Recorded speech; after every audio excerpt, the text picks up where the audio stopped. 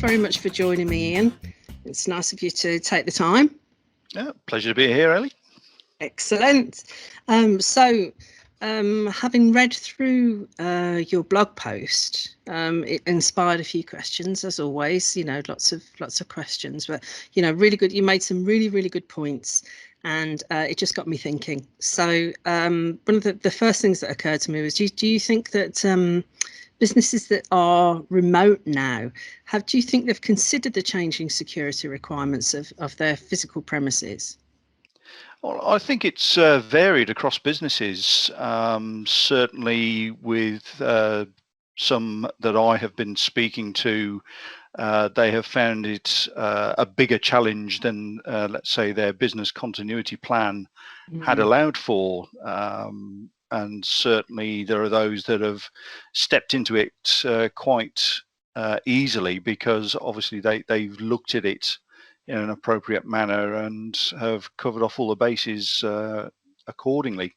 But I do find that it's always one of those things that what are people actually doing out there, and as we're now getting back into a position of being able to engage with people, it's interesting to hear what they have to say on that, and how that they've taken it forward.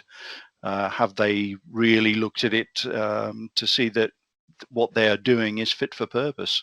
Yeah, because things have changed, haven't they? And so what might have been absolutely fine before lockdown, if they've got reduced residency or occupancy, or none at all, then are they really taking that into consideration? Well, indeed, and of course, it's looking at the business, one by one. Those that are self-contained have got probably the least challenge, but those that are relying on third-party providers, for example, they've probably got a bigger problem to think about, because obviously it's not just themselves, it's again getting that assurance from those service providers that they're also able to cope under the current climate. Yeah, I can imagine, for some big places like universities and colleges, where you got multi-site campus and things like that, that must present, it's just so many considerations, just so much to think about. Indeed, as you say, I mean, something as widespread as a university, multi-sites, multi-points of access. How has that been locked down in itself? How much resource has had to be put in the to achieve that to an acceptable level? And is it usable? So if you're in a kind of part occupancy phase of where we are with the pandemic, you might need people to come in occasionally. Is the security appropriate for that? And is it really is it doing what those businesses need it to do, or is it still in kind of lockdown mode because that's the easiest thing to do?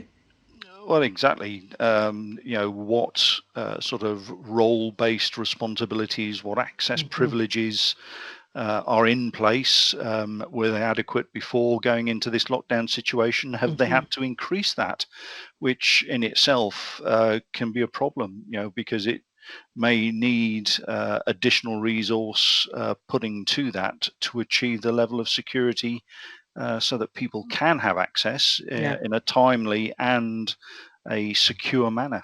Yeah, because as you say, life goes on and we're all having to get on with it as best we can. So, making sure that, physical security is still doing what it needs to be doing in an appropriate way is a real challenge.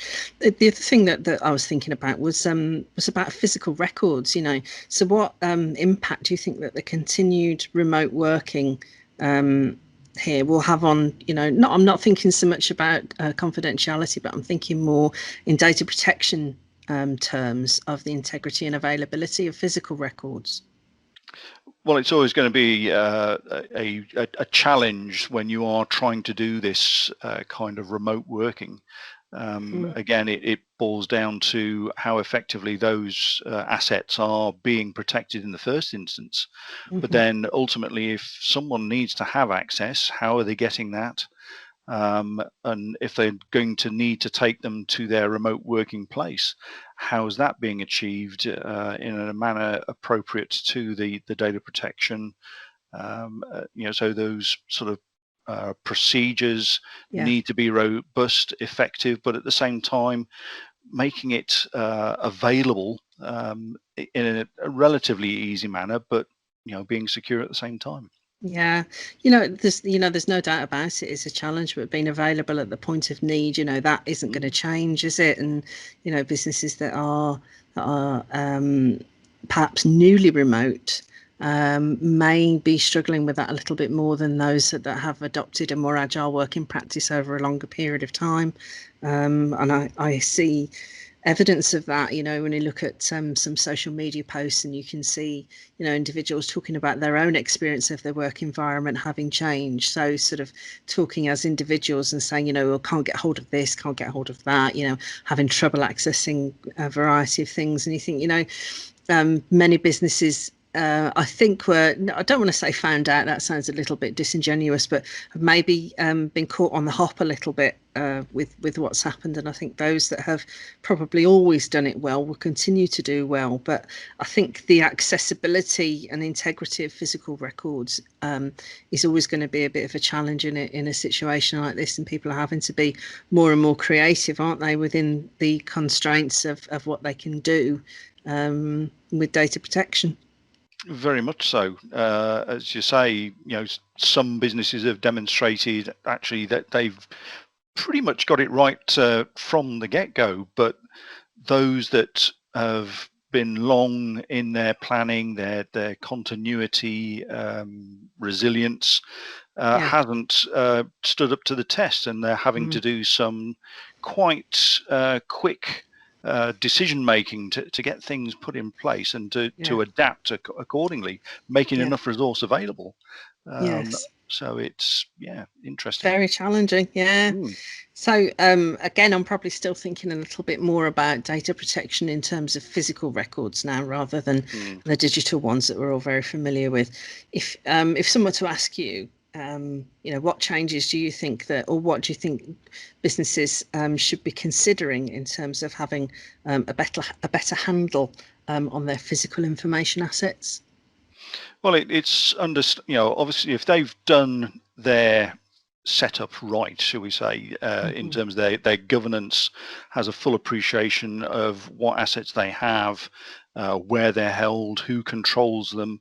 The information asset registers should be providing that as a go-to reference. And ultimately, by having that robustly in place, then the role-based access should afford a system whereby the people get to the information in a timely manner, in an appropriate manner, so that they can carry on business as usual as best they can.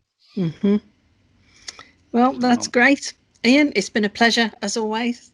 Thank you very much for finding some time for me, and I'll speak to you again soon. Okay, Elliot. No, my pleasure. Thank you.